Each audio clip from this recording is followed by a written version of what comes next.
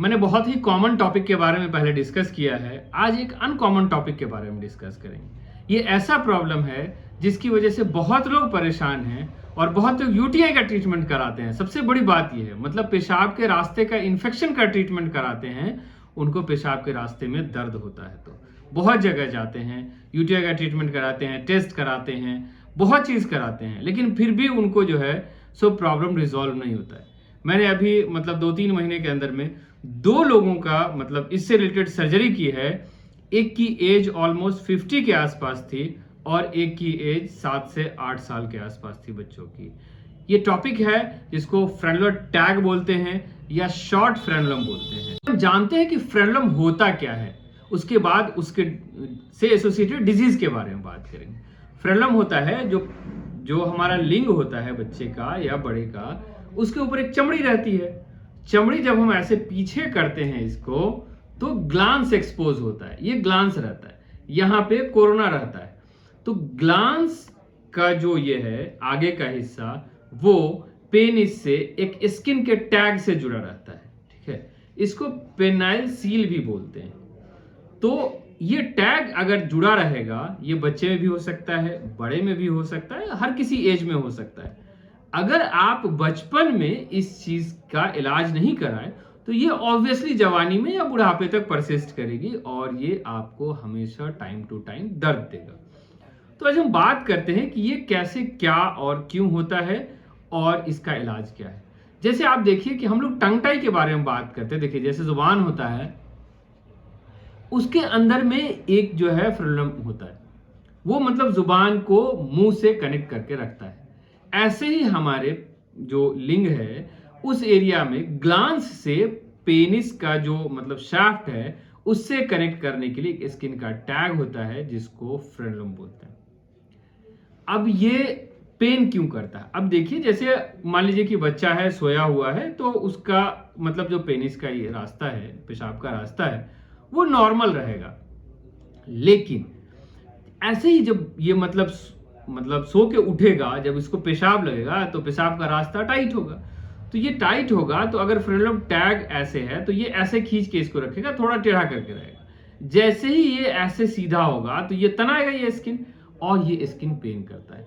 कभी कभी तो ये स्किन इतना पेन करता है, अगर बड़ों में देखा जाए तो अगर इंटीमेट होते हैं या वाइफ के साथ मतलब कनेक्ट होते हैं उस टाइम में इतना पेन होता है कि लोग डर से मतलब इस चीज को अवॉइड करते हैं। मतलब जो फिजिकल कांटेक्ट है अपने फीमेल पार्टनर से, उन चीजों को भी अवॉइड करने लगते हैं कि बहुत पेनफुल है ये चीजें। एक्चुअल में कारण तो कहीं और है और वो दोष किसी और चीज को दे रहे हैं। तो ध्यान से सुनिएगा कि हर लोग इसको हटाते क्यों नहीं। फ्रेनुलर टैग है, इसमें फ्रेनुलर आर्टरी होती है जो बहुत ही मतलब इसमें आर्टरी रहती है और ब्लीड करने का चांस रहता है। जैसे जो खतना कराते हैं लोग तो गांव में कराते हैं, हजाम से जनरली कराते हैं। अब तो डॉक्टर का कल्चर आ गया, पहले तो हजाम से कराते थे। तो ये चीज वो ऊपर से स्किन को काट देता है, लेकिन फ्रेनुलर टैग नहीं हटाता है। तो फ्रेनुलर टैग अगर नहीं हटाया जाएगा तो वो जो जवानी में है वो परेशान करेगा। या जो लोग सर्कमसिजन नहीं कराते हैं तो उनका जो फ्रेनुलम जो भी टैग रहेगा वो एज सच रहेगा।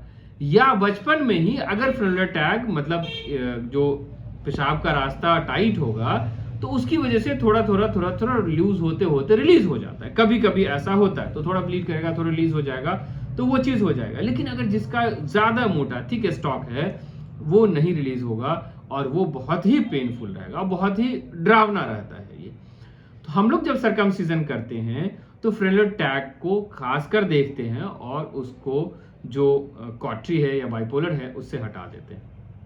तो इसको जो फ्यूचर के टाइम में जो प्रॉब्लम होना चाहिए था वो प्रॉब्लम नहीं होगा और अभी ये रिजॉल्व हो जाएगा। ये एक जो मतलब आपको सिम्टम बता दिया, आपको क्या होता है ये बता दिया, कौन सा आर्टरी होता है ये बता दिया। इसका मैनेजमेंट क्या होता है? मैनेजमेंट कंप्लीटली सर्जिकल है और इसका कोई नहीं। ये स्किन का टैग है एक, आप इसको कैसे भी करके या इसको तोड़ दीजिए या काट दीजिए या सील कर दीजिए, जला दीजिए।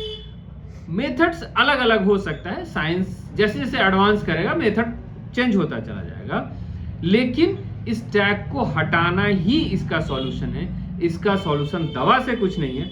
बहुत लोग इस बीमारी में बताते नहीं है डॉक्टर को, बोलते हैं पेशाब के रास्ते में दर्द होता है और डॉक्टर्स उसको एग्जामिन नहीं कर पाते हैं, किसी वजह से एग्जामिन नहीं कर पाते, हो सकता है पेशेंट नहीं तैयार होते एग्जामिन करने के लिए, तो उस केसेस में पेन होता और यूटीआई का ट्रीटमेंट चलता रहता है। मैंने बताया कि मैंने 2 पेशेंट का अभी रिसेंट 2-3 महीने में फ्रेनोप्लास्टी किया है।